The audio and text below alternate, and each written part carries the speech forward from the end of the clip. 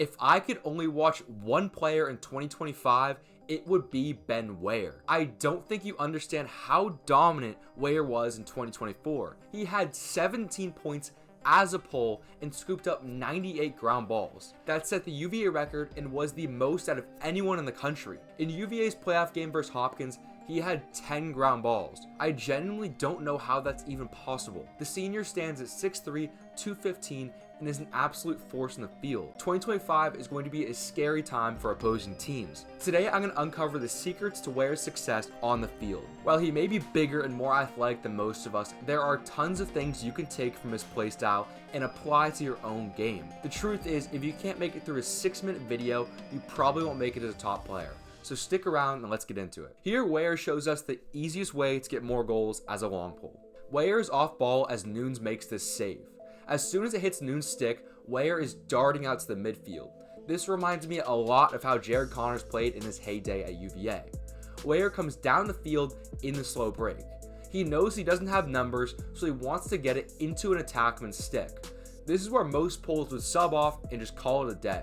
This is a huge mistake. There are so many leftover opportunities even after a situation settles.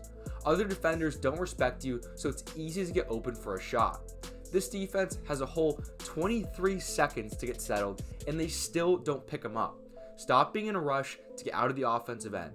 Defenses make subbing mistakes all the time, and you can capitalize on them. This time, Werthan is playing the adjacent man and shows the most important thing you have to do as a pole on offense. He's in a great spot to be helping in, but also in the passing lane. This combined with his length allows him to pick off the pass. Werthan is getting chased down by these two middies, so he instantly dumps it off to the point. Again, he stays on the field instead of subbing off. With even numbers in the field, Werthan buries himself into the crease, waiting for an opportunity. McCabe then comes up from X for the shot and misses. But guess who is there for the backup? Werthan. Even though he doesn't have the ball, he is making plays. This time Werthan is in the wing and shows us how to get more ground balls. The ball pops out of Gabriel's stick for the ground ball with two St. Joe's players on him. Werthan could continue to run in here, but he stays back and slows down. Why? Two things. First, in most scrums, the ball won't end up in the middle of the play. So sometimes the best thing to do is sit on the outside and wait for where it will get knocked to. Second, he sees Gabriel is in striking distance of the ball. By keeping space, it's easy for him to goose the ball over. When Werthan gets the ground ball, he's surrounded by St. Joe's players.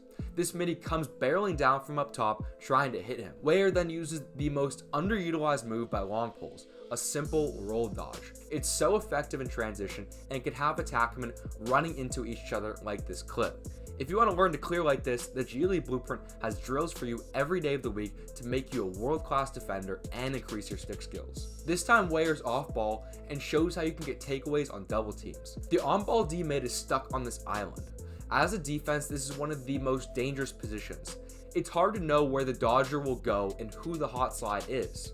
Right as Werthan sees contact, he pounces on the ball. The key with a slide like this is to commit. It can be scary because it's not a part of the package, but if you do it, you can't go halfway. This time Werthan's on the wing and shows why it can be better to be trailing on a ground ball. This ball is anyone's game in the scrum. Werthan gets it out, but the St. Joe's pole ends up in front.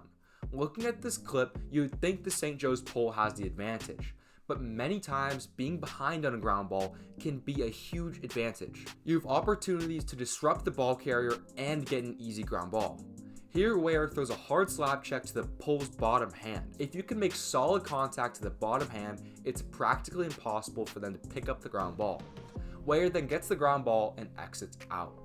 This time we see Werthan in the wing, but he's in a coverage instead of going for a ground ball. As the Fogo gets the ground ball, I want you to notice what Werthan does. He just sits back. You have to understand this concept to be a great LSM. If Werthan attacked the Fogo, two things would happen. First, this pole would backcut him for a fast break and probably get a goal. Second, even without the pole, the Fogo would probably still get by Werthan. It's hard to close in on a player in the open field. Instead, you have to act like a free safety. By sitting back, the pole doesn't cut and Werthan can now react and cover the Fogo. He throws this clean check and gets the takeaway. This time Werthan's off ball. His man is upfield and looks like he'll set a pick, but Werthan is sitting back. Why? By sitting back like this, Weyer can assess the situation and has more time to react and make a decision on the pick. This midi ends up slipping it and moving through, but because Weyer initially was sitting back, he's now in great team defense position. So when the midi tries to throw the skip pass, Weyer's there and gets the CTO. From this video, I hope you took away that Weyer is more than just a force on the field. He has amazing off-ball play and decision making with it. The UVA captain is going to have an amazing 2025 season, and I'm excited to watch it. If you want to have a successful season like Weyer, check out the G League blueprint on screen or in the description. It will give you the exact plan to become a top player, and all you have to do is follow it. Thank you so much for watching.